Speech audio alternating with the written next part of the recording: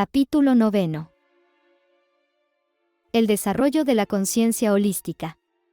El orden artificial no se sostiene únicamente por la fuerza o por la ley, sino por una mutilación perceptiva más profunda. La ruptura deliberada entre la acción y su consecuencia en la conciencia humana.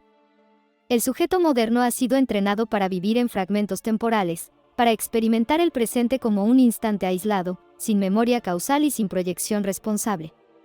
Esta ceguera no es accidental y es funcional. Un ser que no percibe las consecuencias de sus actos es fácilmente gobernable. El desarrollo de una conciencia holística comienza, por tanto, con la restauración de una facultad originaria, la capacidad de ver el rastro que dejan los actos en el tejido de la realidad. Nada ocurre en el vacío. Toda acción, por mínima que parezca, modifica un campo de relaciones, reconfigura equilibrios, genera ondas que se propagan más allá de la intención inmediata de quien actúa. El alquimista aprende a percibir este movimiento no como una creencia moral, sino como un hecho ontológico. En el ser no despierto, la acción se vive como un evento cerrado. Hice esto y terminó. En el ser consciente, la acción es comprendida como un proceso abierto, una causa que continúa operando aun cuando la voluntad ya se ha retirado. La palabra dicha, el gesto omitido, la violencia tolerada, la mentira aceptada, la verdad callada. Todo deja huella. No necesariamente inmediata, no siempre visible, pero siempre real. El artificio ha trabajado incansablemente para ocultar esta continuidad. Ha introducido mediaciones, burocracias, sistemas impersonales que diluyen la responsabilidad. No fui yo, fue el sistema, no decidí, cumplí órdenes, no causé daño, solo seguí el procedimiento. Así, el rastro se vuelve ilegible. El daño existe, pero nadie se reconoce como su origen. La consecuencia aparece como un accidente, una fatalidad o una estadística. La conciencia holística invierte esta lógica. No busca culpables externos ni excusas estructurales. Devuelve la mirada al origen. El alquimista se entrena para observar cómo cada elección reorganiza su mundo interno y externo. Percibe cómo una acción que inicia daño genera, inevitablemente, desorden, tensión, desconfianza y degradación, incluso cuando parece exitosa en el corto plazo. Y percibe, con la misma claridad, cómo una acción que no inicia daño genera estabilidad, apertura y cooperación, aun cuando no produzca beneficios inmediatos. Este ver no es intelectual. No se trata de anticipar consecuencias como un cálculo frío, sino de sentir la geometría causal de la realidad. El alquimista desarrolla una sensibilidad temporal ampliada, aprende a leer el presente como el efecto de causas pasadas y como la semilla de efectos futuros. En este estado, la ética deja de ser una imposición y se convierte en percepción. No se evita el daño por miedo al castigo, sino porque se ve con nitidez su trayectoria. Restaurar la visión del rastro de los actos implica también recuperar la dimensión espiritual de la causalidad. No toda consecuencia se manifiesta en lo material. Muchas operan en el carácter, en la claridad mental, en la capacidad de amar, en la estabilidad interior. Cada vez que un ser actúa contra la ley natural, algo se contrae en su percepción. Cada vez que actúa en coherencia con ella, algo se ordena y se expande. El espíritu registra lo que el sistema intenta ocultar. Esta percepción devuelve al individuo a su lugar real en el cosmos, no como una pieza insignificante, sino como un nodo causal consciente. No omnipotente, pero sí responsable. No dueño de las consecuencias, pero sí de las causas que pone en movimiento. Aquí se disuelve la ilusión de impunidad que el orden artificial promete a cambio de obediencia. Ver el rastro de los actos es, finalmente, un acto de madurez espiritual. Es abandonar la infancia moral en la que todo está permitido si nadie me ve, y entrar en una adultez ontológica donde todo acto cuenta porque todo acto es real. En esta visión restaurada, la libertad deja de ser licencia y se convierte en responsabilidad lúcida. Este es el primer paso del desarrollo de una conciencia verdaderamente holística, volver a ver lo que siempre estuvo allí, pero fue cubierto por capas de ruido, miedo y delegación. Donde el rastro vuelve a ser visible, la hechicería pierde eficacia. Donde la consecuencia vuelve a ser legible, el orden natural comienza, silenciosamente, a restablecerse. La monarquía interior y la coherencia personal son los cimientos. Sobre ellos, es posible construir una facultad perceptiva más vasta y profunda, la conciencia holística. No es un sentimiento vago de unidad cósmica, sino una capacidad operativa de la mente para percibir, simultáneamente y en tiempo real, las múltiples dimensiones e interconexiones de la realidad. Es la visión que permite al alquimista leer el lenguaje directo de la ley natural en el tejido mismo de la existencia, y distinguir el orden verdadero de la simulación. Percibir las consecuencias, restaurar la visión del rastro de los actos. La conciencia holística comienza con una habilidad concreta que el artificio ha atrofiado deliberadamente, la capacidad de ver el rastro completo de una acción a través del tiempo y el espacio. En el orden natural, todo acto deja una huella en múltiples planos: material, energético, psíquico, social y espiritual. El ser humano primigenio, no adoctrinado, percibía esta red de causas y efectos con una claridad que hoy nos parece sobrenatural. Era su brújula de supervivencia y sabiduría. El orden artificial ha instalado una ceguera selectiva. Su sistema de consecuencias artificiales, premios y castigos, entrena la mente para ver solo una conexión. Acción-reacción del poder. El circuito natural, infinitamente más rico, queda oscurecido. El rastro multidimensional, más allá del efecto inmediato.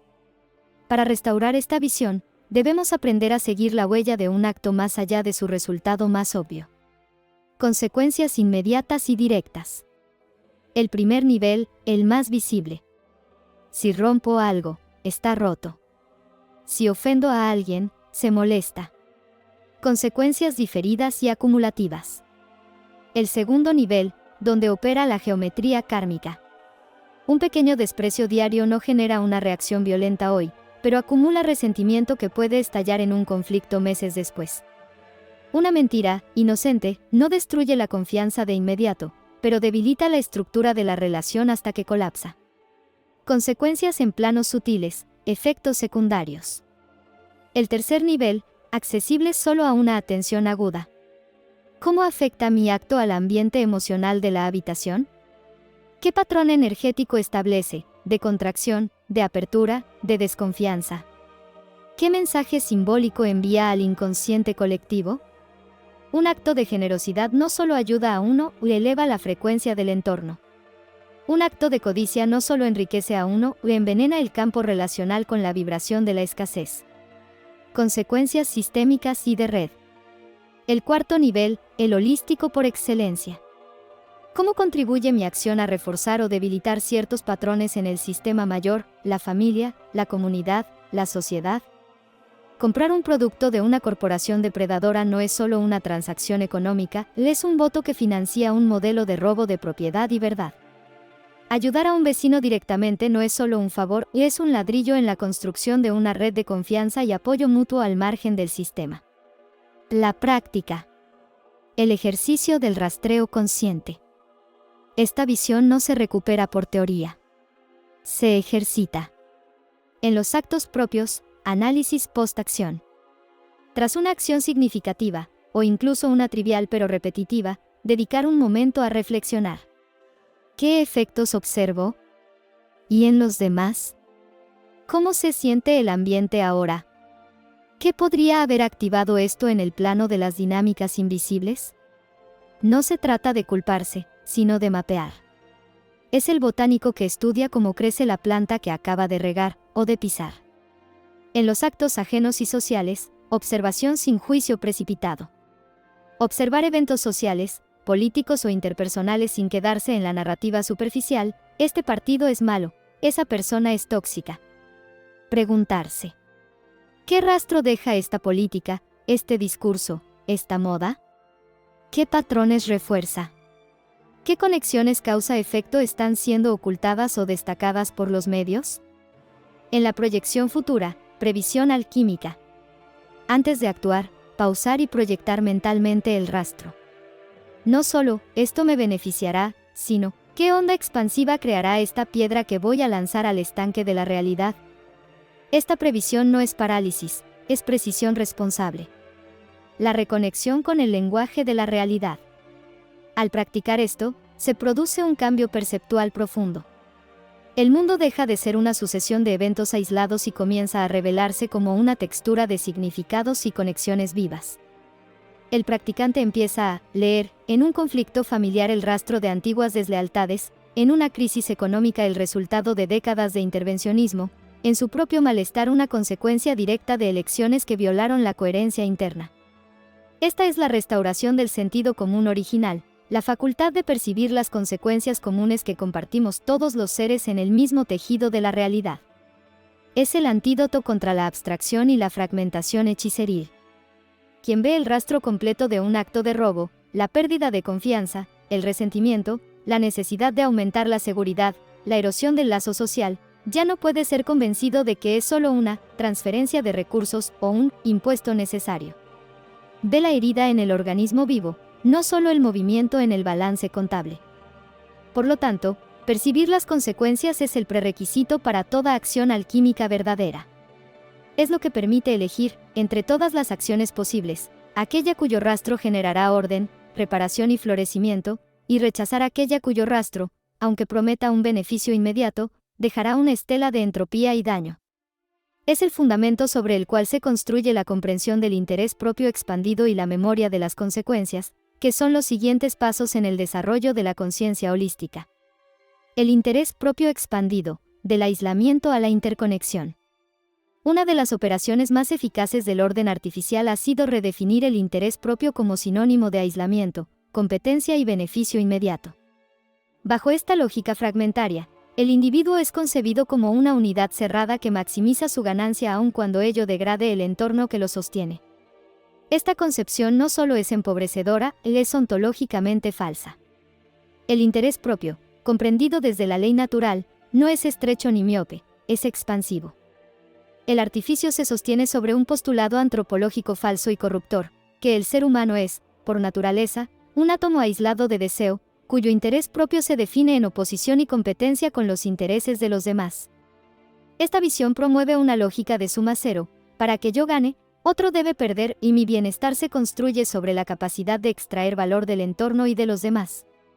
Este interés propio estrecho es la justificación psicológica de todos los robos estructurales y el combustible de la moral hechiceril.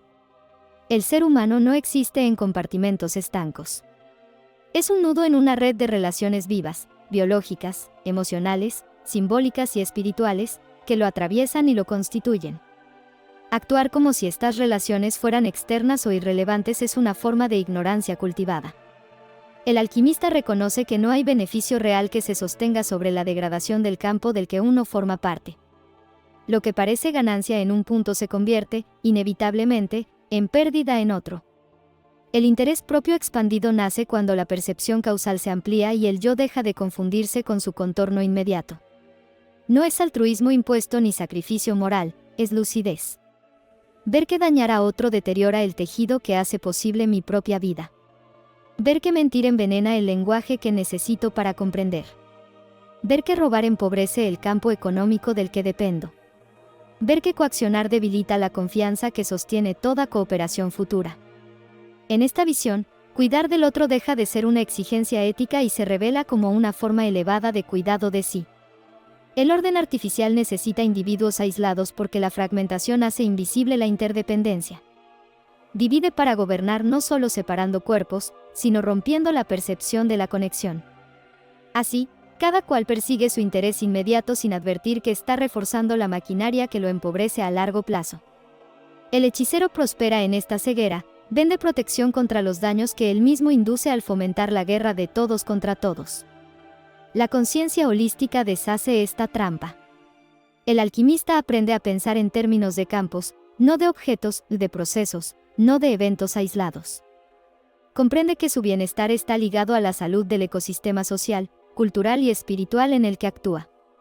No porque deba sentirse responsable, sino porque lo es, quiera o no. La diferencia es si actúa desde la negación o desde la comprensión. Este interés propio expandido no elimina el yo, lo reubica. El yo deja de ser una fortaleza sitiada y se convierte en un centro relacional. Desde ahí, las decisiones cambian de naturaleza. Ya no se pregunta únicamente, ¿qué gano ahora?, sino, ¿qué tipo de mundo estoy fortaleciendo con este acto? La respuesta a esta pregunta no requiere ideología, surge de la percepción restaurada de las consecuencias. En este estado, La cooperación voluntaria aparece como la estrategia más inteligente, no como una virtud romántica. La honestidad se revela como una inversión a largo plazo en claridad. El respeto se entiende como la condición de posibilidad de cualquier orden duradero. Y la libertad del otro deja de ser una amenaza para convertirse en la garantía de la propia. El interés propio expandido es, en última instancia, una forma de sabiduría práctica. Es la comprensión de que la vida no es un juego de suma cero, sino un sistema vivo donde el florecimiento auténtico es necesariamente compartido. Allí donde esta comprensión se encarna, la moral deja de ser impuesta, la ley deja de ser coerción y el orden deja de necesitar guardianes armados. Pasar del aislamiento a la interconexión no es un cambio emocional. Es un cambio perceptivo. Es ver lo que siempre estuvo operando en silencio. Y cuando se ve, actuar de otro modo deja de ser una opción entre otras, se convierte en la única acción coherente con la realidad. La conciencia holística, al restaurar la visión del rastro de los actos, demuestra que este postulado no solo es éticamente repulsivo, sino empíricamente falso. Revela que el interés propio aislado es una ilusión costosa y autodestructiva, porque el individuo no es una isla, sino un nodo en una red viva de relaciones y consecuencias. De esta comprensión nace el interés propio expandido, la percepción lúcida de que mi bienestar genuino está inextricablemente entrelazado con el florecimiento del todo del que formo parte. La demostración perceptiva, el daño que retorna. La visión holística permite ver lo que el interés estrecho ignora. Cuando se inicia daño para obtener un beneficio aparente, ese daño no desaparece. Perturba el sistema y, como una onda, regresa al punto de origen de maneras imprevisibles pero inevitables. Probar, a través del engaño, la coerción o la explotación, puede generar una ganancia inmediata, pero su rastro incluye la necesidad de vigilancia constante, la pérdida de confianza que aísla, la degradación del entorno comunitario que uno también habita, y la inevitable internalización de la desconfianza que envenena la propia psique. El ladrón se enriquece de cosas y se empobrece de mundo. Cooperar y crear valor para otros, en cambio, tiene un rastro de consecuencias expansivas, fortalece la red de confianza de la que uno depende, genera reciprocidad voluntaria, mejora el entorno común y produce una sensación interna de integridad y potencia que es un bien en sí mismo, inconfiscable. El interés propio expandido no es, por tanto, un mandato moral, debe ser bueno con los demás, sino una ecuación de inteligencia práctica, acciones que respetan y enriquecen el tejido del que depende son, a largo plazo y considerando todas las dimensiones, más beneficiosas para ti que acciones que lo depredan. La reconfiguración del yo, del ego al eco.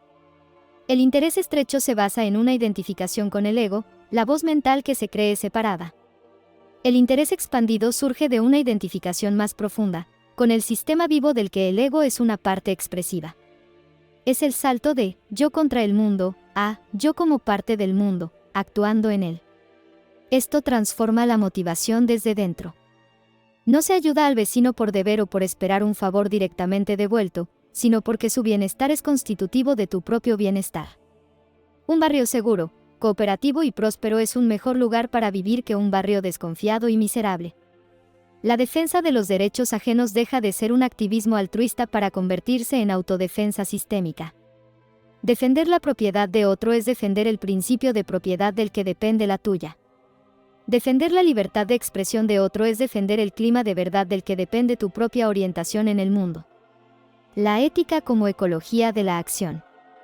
Desde esta perspectiva, la ética alquímica deja de ser un conjunto de reglas que restringen al individuo. Se convierte en la ciencia de la navegación óptima dentro de un ecosistema consciente. La pregunta deja de ser, ¿qué puedo tomar sin que me atrapen?, para ser, ¿qué puedo dar, crear o facilitar que aumente la salud del sistema, sabiendo que esa salud es mi propio sustrato vital? La regla de oro, no hagas a otro lo que no quieras para ti, deja de ser un ideal piadoso para revelarse como la descripción de una ley de homeostasis. Tratar a los demás como extensiones de tu propio ser es tratar al sistema de manera coherente, y la coherencia genera estabilidad y florecimiento. El criterio apofático, no iniciar daño, se revela como el principio de mínima entropía. La acción que no introduce desorden en el sistema es la que mejor preserva la energía y la integridad del todo, y por tanto del individuo que es parte de él. El contraste definitivo, interés expandido vs coerción solidaria. Aquí se expone la trampa final de la moral hechiceril. El orden artificial, al promover el interés estrecho y luego intentar corregir sus excesos mediante la coerción redistributiva, perpetúa la enfermedad que dice curar. Mantiene la creencia en la separación y la competencia, tu riqueza es mi pobreza, y luego usa la fuerza para gestionar el conflicto que esa creencia genera.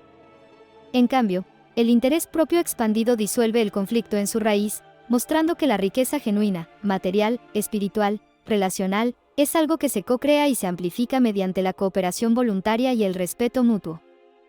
Por lo tanto, desarrollar el interés propio expandido es completar el círculo de la soberanía. El monarca interior, coherente y perceptivo, descubre que su reino no termina en su piel. Se extiende, a través de millones de hilos de consecuencias, a todo el tejido de la vida. Gobernar su reino con sabiduría, no iniciar daño, crear valor, ya no es un acto de autocontención, sino el acto supremo de autorrealización en un universo interconectado. Es entender, de una vez por todas, que en el gran ecosistema de la conciencia, cuidar del jardín no es un sacrificio, es la forma más profunda de cuidarse a sí mismo. Esta comprensión es lo que hace innecesaria la moral impuesta y convierte la libertad responsable en la única opción racional. La memoria de las consecuencias, sostener el vínculo causal en el tiempo. El quiebre más profundo que introduce el orden artificial no ocurre únicamente en el plano de la acción, sino en el tiempo de la conciencia. No basta con impedir que el individuo vea las consecuencias inmediatas de sus actos, le es necesario romper su capacidad de recordar que las consecuencias existen aunque no se manifiesten aún. Esta amnesia causal es uno de los logros más sutiles del hechicero. Un ser que no comprende la latencia de la causa está condenado a confundir impunidad con inocencia y demora con inexistencia.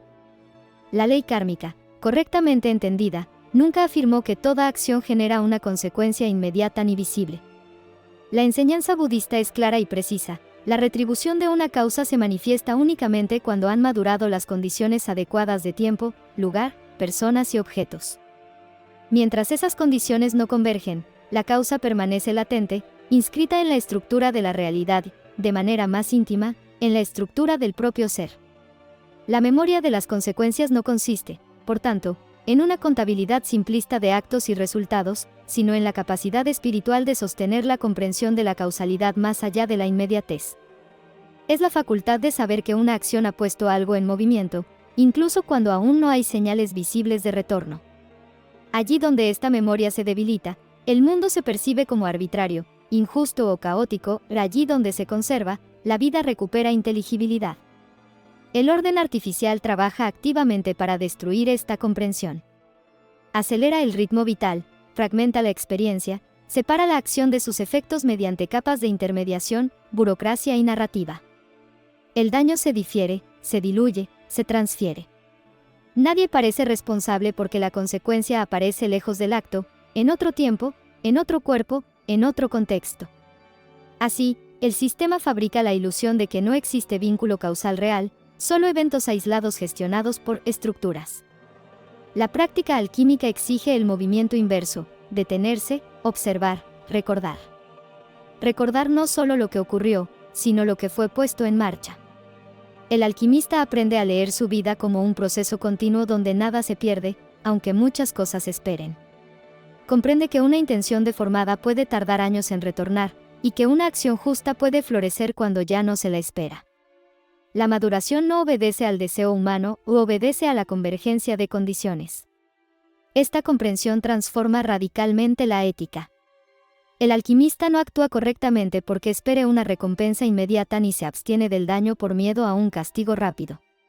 Actúa con cuidado porque sabe que toda causa encuentra su forma de manifestación cuando el campo está listo.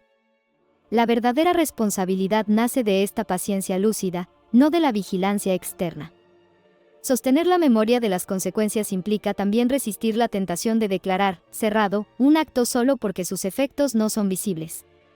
La mentira no desaparece porque haya sido aceptada socialmente, la coacción no se disuelve porque haya sido legalizada, el respeto no deja de operar porque no haya sido reconocido.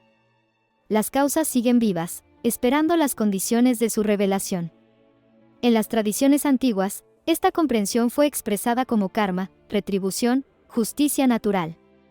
No como un sistema moral punitivo, sino como una descripción de la paciencia de la realidad. El orden artificial ridiculizó esta enseñanza porque un ser que entiende la maduración de las consecuencias no puede ser gobernado por la promesa ni por la amenaza. No necesita castigo inmediato para saber que ha errado, ni recompensa visible para perseverar en lo justo. La memoria de las consecuencias restaura la soberanía interior porque devuelve al individuo la continuidad de su propia historia. Permite que el pasado instruya sin encadenar, que el presente actúe sin ansiedad y que el futuro sea considerado sin cálculo. Allí donde esta memoria está viva, la libertad deja de ser peligrosa, porque está orientada por comprensión profunda. En última instancia, sostener el vínculo causal en el tiempo es habitar la realidad sin rupturas, aceptar que la vida tiene una coherencia que no se ajusta al calendario humano ni a la contabilidad del poder. Es saber que nada queda sin respuesta, pero que la respuesta llega solo cuando el campo está maduro. Y en esa certeza silenciosa, el alquimista abandona la prisa del hechicero y entra en la paciencia activa de la ley natural. En las tradiciones antiguas, esta facultad fue nombrada como karma, retribución, justicia natural. No como dogma, sino como descripción de una regularidad. El orden artificial ridiculizó estos conceptos porque sostenerlos vivos vuelve innecesaria la vigilancia externa. Quien recuerda verdaderamente las consecuencias no necesita amenaza ni promesa, actúa con cuidado porque ve. La memoria de las consecuencias restituye la soberanía interior. Permite que el pasado instruya al presente y que el presente honre al futuro. Es el antídoto contra la impulsividad hechiceril y contra la obediencia ciega. Donde esta memoria está viva, la libertad deja de ser peligrosa, porque está guiada por comprensión. En última instancia, sostener el vínculo causal en el tiempo es habitar la realidad sin cortes, aceptar que la vida tiene continuidad moral y que cada acto participa en la forma que esa continuidad adopta. Es recordar que no hay acciones sin huella ni huellas sin retorno. Y que en esa geometría silenciosa, el ser humano recupera su dignidad más profunda, la de ser autor consciente de su propio devenir. El artificio depende de que esta memoria se debilite o se corrompa. Su estrategia es la amnesia causal inducida. 1. Postergación. Aleja la consecuencia en el tiempo, el pago de la deuda pública, el colapso ecológico, el deterioro de salud por malos hábitos, hasta que la mente no puede vincularla claramente con la causa original. 2. Dilución. Distribuye la consecuencia entre tantos, a través de impuestos, externalidades, daños colectivos, que nadie siente la responsabilidad directa ni la conexión personal. 3. Abstracción. Convierte las consecuencias en estadísticas, conceptos o problemas sistémicos, despojándolas de su carne emocional y sensorial, de su poder para enseñar de manera vívida. 4. Intermediación. Inserta una autoridad, el Estado, la corporación, la aseguradora, que se hace cargo, administrativamente, de la consecuencia, rompiendo el vínculo directo entre el actor y el resultado de su acto. Frente a este asalto, la memoria de las consecuencias es un acto de resistencia cognitiva y espiritual. Su desarrollo implica una práctica disciplinada en 3 tiempos. El registro consciente, el arte de la inscripción. Cuando se percibe una consecuencia, especialmente una que surge de un acto propio, no se la deja pasar como un evento más. Se la inscribe en la conciencia con deliberación. No es suficiente notar: me sentí mal después de esa mentira. Se registra con precisión: al decir X para evitar Y, generé Z consecuencia en la confianza de A, y sentí una contracción interna de vergüenza y aislamiento que duró B tiempo. Se asocia la sensación corporal, la emoción y el resultado observable en un solo paquete de información indisociable. La memoria no es solo intelectual, es somática y emocional. El cuerpo debe recordar el sabor de la consecuencia tanto como la mente recuerda el hecho. La revisión periódica, el ritual del mapeo. Esta memoria no se archiva en un cajón. Se somete a revisión periódica y voluntaria. No para culparse, sino para cartografiar patrones. Cada vez que actúo desde el miedo a la desaprobación, causa, termino traicionando mi criterio y generando un conflicto interno mayor, consecuencia patrón, punto. Cada vez que priorizo la ganancia inmediata sobre la integridad en un intercambio, causa, erosiono mi reputación y cierro puertas a cooperaciones futuras más valiosas, consecuencia patrón, punto. Esta revisión transforma anécdotas dispersas en leyes personales operativas. El individuo ya no necesita que cada error le enseñe de nuevo la misma lección, él la tiene grabada en su mapa interno. La proyección preactiva, el ojo del tiempo. La culminación de esta memoria es su inversión temporal, la capacidad de proyectar hacia adelante con una fiabilidad creciente. Al haber sostenido en la mente los vínculos pasados, el practicante desarrolla un sentido para el rastro futuro. Ante una decisión, no solo calcula beneficios inmediatos. Ejecuta una simulación interna. Si tomo este camino, que se parece al patrón X que he cartografiado antes, es probable que genere consecuencias de tipo Y y Z en un plazo de... Esto no es adivinación, es extrapolación basada en datos empíricos internos. Esta proyección lo libera de la tiranía del instante y del chantaje hechiceril de la urgencia. Puede rechazar una oportunidad lucrativa pero corrupta porque su memoria le muestra, con la claridad de una ecuación, el rastro de desintegración que dejará. El resultado, la inmunidad a la reincidencia estúpida. Un ser con una memoria desarrollada de las consecuencias deja de tropezar una y otra vez con la misma piedra. No porque sea moralmente superior, sino porque es perceptivamente más competente. Ve la piedra a distancia, recuerda el dolor de la última caída y elige un camino distinto. Esta es la verdadera libertad negativa, la liberación de los ciclos kármicos automáticos y autodestructivos. La memoria como fundamento de la soberanía temporal. Finalmente, esta memoria es lo que permite al individuo habitar el tiempo con soberanía. Ya no es un esclavo del presente, reaccionando a estímulos. Se convierte en el arquitecto de su propio continuum causal, tomando decisiones en un presente que está conscientemente informado por el pasado e intencionalmente orientado hacia un futuro deseado y previsible. En este punto, la conciencia holística alcanza su madurez, no solo percibe la red de conexiones en el espacio, sino que teje conscientemente los hilos de causalidad a través del tiempo. El individuo deja de ser un efecto pasivo de causas olvidadas para convertirse en una causa consciente y responsable, cuyos efectos puede prever, aceptar y dirigir hacia la coherencia.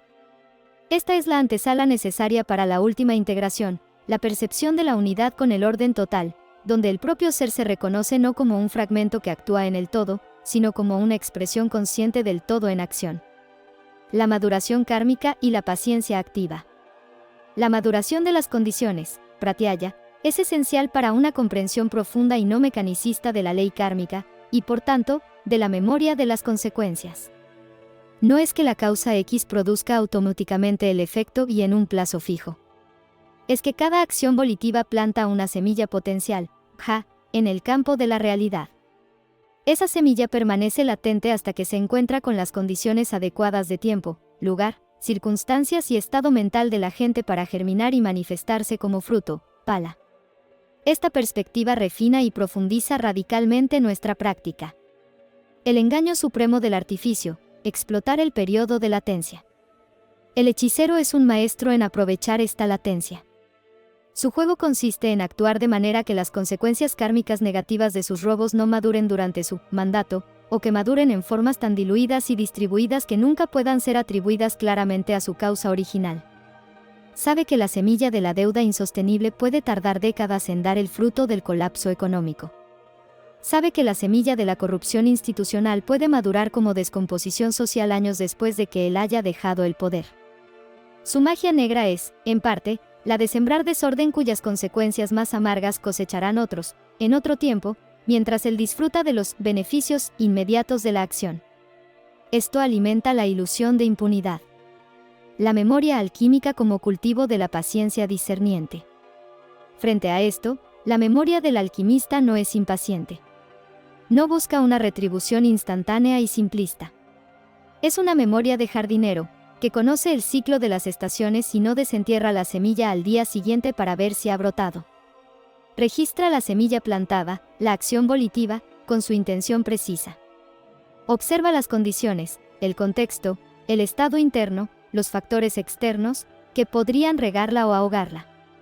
Aguarda con atención relajada, sin ansiedad ni olvido, sabiendo que la maduración es inevitable cuando las condiciones se alineen.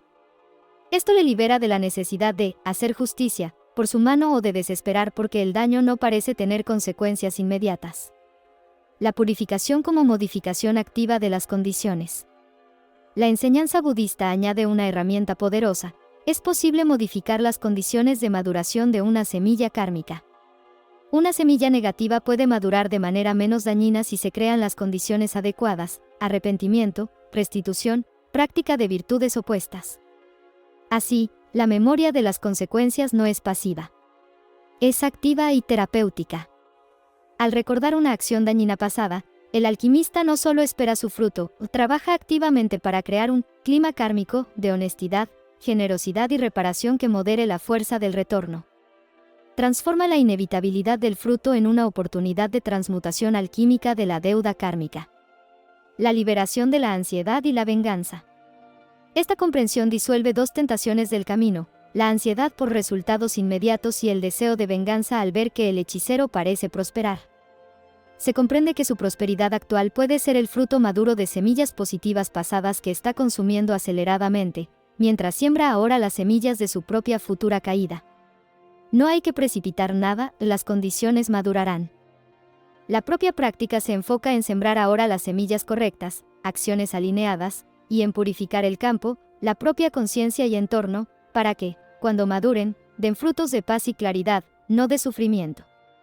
Conclusión integrada. La memoria en el tiempo cíclico. Por tanto, la verdadera memoria de las consecuencias es una memoria cíclica y ecológica. Sostiene el vínculo causal no como una línea recta y simple, sino como una espiral de potencialidades que maduran en el tiempo adecuado. Educa en la humildad. No siempre vemos el fruto de nuestros actos, la responsabilidad, cada semilla cuenta, y la paciencia confiada en la geometría infalible de la ley natural. Esta memoria es el mayor acto de fe en el orden del cosmos, la certeza de que ninguna acción, por pequeña o oculta que sea, se pierde en el vacío. Todo queda registrado en el gran campo de la conciencia, esperando su momento para enseñar, corregir y equilibrar. El alquimista, al cultivar esta memoria, coopera conscientemente con este proceso, dejando de ser un sujeto pasivo del karma para convertirse en un co-creador sabio de su propio destino y del campo kármico que comparte con todos los seres. Esto lo prepara para el último peldaño de la conciencia holística, la integración consciente con ese campo total, del cual su propia cadena kármica es un hilo inseparable. La integración con el orden total, dejar de sentirse un fragmento separado. La percepción de estar separado del mundo no es una condición natural del ser consciente, es un estado inducido, una consecuencia directa de la fragmentación perceptiva promovida por el orden artificial. El hechicero necesita individuos que se vivan como unidades aisladas, desconectadas entre sí y del tejido mayor de la realidad, porque sólo así pueden ser gobernados mediante el miedo, la competencia y la escasez. Un ser que se percibe como fragmento busca protección, un ser que se reconoce como parte de un orden vivo actúa desde la coherencia. La conciencia holística comienza a completarse cuando el individuo deja de experimentarse como un yo enfrentado a un mundo externo, y empieza a reconocerse como una expresión localizada de un proceso total. No como una gota perdida en el océano, sino como una forma concreta que el océano adopta momentáneamente. Esta comprensión no anula la individualidad, la reubica. El individuo no desaparece, pero deja de creerse el centro separado del cosmos. Integrarse con el orden total no es una creencia metafísica ni un consuelo espiritual, es una reconfiguración perceptiva profunda. El alquimista comienza a ver que sus pensamientos, emociones y acciones no flotan en el vacío, sino que están insertos en una red de interdependencias visibles e invisibles. Cada gesto modifica el campo. Cada palabra altera una corriente. Cada decisión introduce una variación en el equilibrio general. No porque el individuo sea importante, en sentido narcisista, sino porque todo lo que existe participa del orden que existe. En este punto, la ley natural deja de sentirse como una norma externa o una estructura abstracta. Se vuelve experiencia inmediata. El daño ya no se percibe solo como una infracción ética, sino como una disonancia interna, una ruptura sentida en el propio campo de existencia. Del mismo modo, la acción coherente no se vive como sacrificio, sino como ajuste fino, como afinación con una música que siempre estuvo sonando. La sensación de separación es reemplazada gradualmente por una comprensión silenciosa: nada de lo que hago ocurre solo en mí. Esta no es una idea moralizante, es una observación directa. Así como una célula no puede dañarse a sí misma sin afectar al organismo, el ser consciente integrado comprende que iniciar daño es siempre un acto de autolesión diferida, aunque el efecto tarde en manifestarse. La integración no elimina la responsabilidad, la vuelve ineludible. El orden artificial teme esta comprensión porque disuelve la base psicológica de la obediencia. Un individuo integrado no necesita ser vigilado, porque no puede actuar contra el orden sin percibir inmediatamente la incoherencia. Tampoco necesita ser premiado, porque la armonía misma es la recompensa. El poder pierde tracción allí donde la conciencia deja de operar desde la fragmentación. Integrarse con el orden total no significa aceptar pasivamente todo lo que ocurre. Significa comprender desde dónde actuar. El alquimista integrado no lucha contra la realidad, lucha contra la distorsión. No combate al mundo, combate la ilusión de separación que permite el daño. Su acción es precisa porque no nace de la reacción, sino de la lectura clara del campo. En las tradiciones espirituales auténticas, este estado fue descrito con distintos nombres: iluminación, despertar, unión, Tao, Dharma vivido. No como un éxtasis permanente, sino como una estabilidad ontológica, saber, sin necesidad de afirmarlo, que se pertenece a algo más vasto que el yo psicológico, y que ese algo no es ajeno, sino íntimo. Cuando el individuo deja de sentirse un fragmento separado, la ética deja de ser un esfuerzo y la coherencia deja de ser una disciplina. La acción correcta emerge de manera natural, como el movimiento de un miembro sano dentro de un cuerpo sano. En ese punto, la conciencia holística deja de ser una aspiración y se convierte en modo de estar en el mundo. Esta integración es el umbral final del camino de retorno. No es el fin del gran trabajo, sino su estabilización. El alquimista ya no busca alinearse con el orden y vive dentro de él. Y desde esa pertenencia silenciosa, cada acto, por pequeño que sea, vuelve a ocupar su lugar justo en la geometría viva de la realidad. La culminación del desarrollo de la conciencia holística no es un logro intelectual ni una adhesión a una doctrina. Es la disolución experiencial de la ilusión más arraigada y patógena, la sensación de ser un fragmento aislado, desconectado del resto de la existencia, un yo separado que observa, usa y, en el caso del hechicero, intenta dominar un mundo exterior que percibe como ajeno y potencialmente hostil. Esta ilusión no es un error menor y es la raíz cognitiva y volitiva de toda hechicería, el suelo del cual brota la voluntad de imposición. La práctica alquímica, mediante la autoobservación rigurosa, la purificación de la intención y el restablecimiento de la percepción causal, conduce inevitablemente a un umbral. Ese umbral es el momento en que la conciencia deja de creer en la interconexión y comienza a experimentarla como la textura misma de la realidad.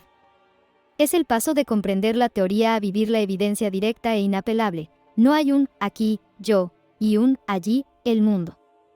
Hay un solo campo unificado de existencia, una trama de relaciones causales, energéticas y conscientes de la que cada aparente individuo es un nodo singular, una perspectiva única, pero nunca una entidad escindida. La ilusión de la separatividad, el pecado original del hechicero. El hechicero opera desde esta ilusión fundacional. Al sentirse separado, experimenta el mundo como recurso, obstáculo o territorio.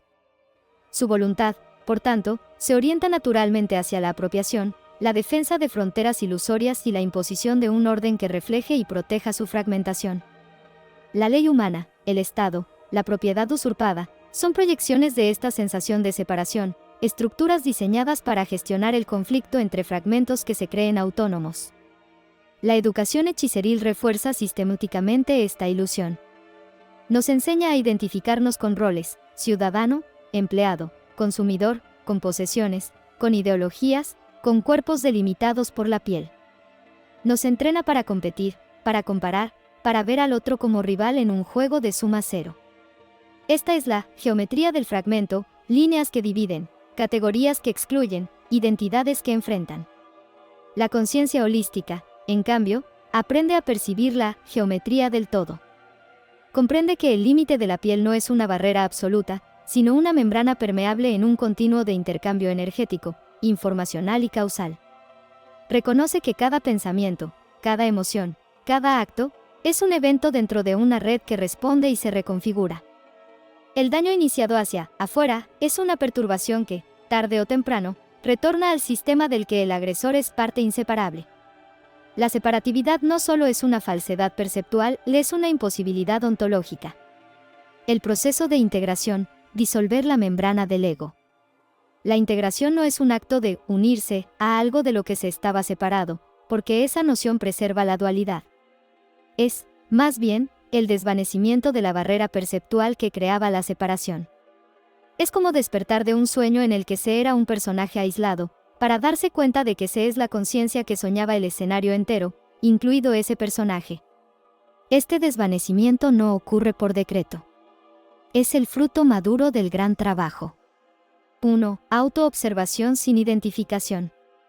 Al observar los pensamientos, emociones y pulsiones sin aferrarse a ellos como míos, se debilita la identificación con el contenido psíquico. Se comienza a vislumbrar que la conciencia que observa es un espacio más vasto que los fenómenos que en él surgen. 2. Percepción causal expandida. Al rastrear diligentemente las consecuencias de los actos propios y ajenos a través de los múltiples niveles, físico, psíquico, social, simbólico, se hace evidente la imposibilidad de actuar de manera aislada.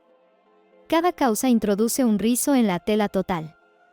Se empieza a sentir esta interconexión como una resonancia interna. 3. Purificación de la intención. Al examinar y depurar constantemente la motivación, se erradican los impulsos hechiceriles de apropiación y dominio, que nacen precisamente del miedo del fragmento a ser aniquilado por lo otro. La intención se vuelve cada vez más transparente, un simple vector de coherencia dentro del flujo mayor. 4. Compasión como reconocimiento. La empatía deja de ser un sentimiento moralmente laudable para convertirse en una evidencia perceptual. El dolor ajeno se siente no como una aflicción externa, sino como un nudo de disonancia dentro del propio campo de experiencia. Ayudar a deshacer ese nudo es tan natural como querer aliviar un calambre en el propio cuerpo. La experiencia de la integración, soberanía en la pertenencia. Integrarse al orden total no significa diluir la individualidad en una masa indiferenciada. Por el contrario, la individualidad se afina y se potencia, pero deja de estar en conflicto con la totalidad. Es la realización de la monarquía interior en su plenitud. El individuo se gobierna a sí mismo, es soberano, precisamente porque su ley interna es la expresión singular y consciente de la ley natural universal, pertenece al todo. La metáfora es la de un músico magistral en una orquesta sinfónica. El músico fragmentado, hechicero, solo escucha su propio instrumento, lo toca a volumen excesivo, compite con los demás y desea dirigir la orquesta para que suene como él quiere. El músico integrado, alquimista, domina su instrumento a la perfección, monarquía interior, pero su atención está igualmente en su parte, en la de sus compañeros y en la armonía total que emerge. Siente la partitura, ley natural, no como una restricción, sino como la estructura que permite la belleza. Su voluntad individual se alinea con la intención de la obra. Su contribución es única, esencial y libre, porque su libertad es la de expresar con excelencia su rol dentro del conjunto. Desde esta experiencia, la vida cambia de fundamento. La responsabilidad se vuelve gozosa, actuar bien no es un deber, sino la expresión natural de la coherencia interna con el todo. Evitar iniciar daño es tan obvio como no querer clavarse una astilla. La creatividad florece, al sentirse canal de una inteligencia mayor, la voluntad superior. La creatividad individual se libera de la ansiedad del ego y fluye con una potencia y una precisión inéditas. El conflicto se disuelve o se transforma. Los conflictos ya no se viven como guerras entre entidades separadas, sino como desajustes dentro de un sistema único. La solución ya no es la derrota del otro, sino la restauración del equilibrio del conjunto. La muerte pierde su terror, la identificación deja de estar anclada únicamente al cuerpo y al personaje biográfico. La conciencia se reconoce como participante de un proceso eterno de transformación, donde la forma individual es una onda temporal en un océano de existencia. El fin de la necesidad de dominar y ser dominado. Este es el corolario social y político más profundo de la integración. Quien se siente parte indivisible del orden total no tiene el impulso de dominar a otros, porque dominar a otro sería una forma de automutilación. Tampoco tiene la necesidad psicológica de ser dominado, porque ha encontrado en la ley natural un principio de orden infinitamente más sabio y justo que cualquier ley humana. La integración con el orden total es, por tanto, el acto final que hace posible la anarquía natural. No como proyecto ideológico, sino como realidad emergente. Cuando un número crítico de individuos alcanza esta integración, las estructuras de dominación, el Estado, las leyes coercitivas, los sistemas de robo institucionalizado se vuelven tan obviamente superfluas y disonantes como lo sería un campo de concentración en medio de una comunidad de adultos sanos, responsables e interdependientes. La invitación es, entonces, no a creer en la unidad, sino a emprender las prácticas que disuelven la percepción de la separatividad. Es un trabajo íntimo, silencioso y revolucionario. Porque cada ser que deja de sentirse un fragmento separado y se integra conscientemente al orden total, resta un soldado al ejército del hechicero y añade un testimonio vivo, irrebatible, de que el verdadero orden no se decreta, se reconoce, se habita y, en última instancia, se es.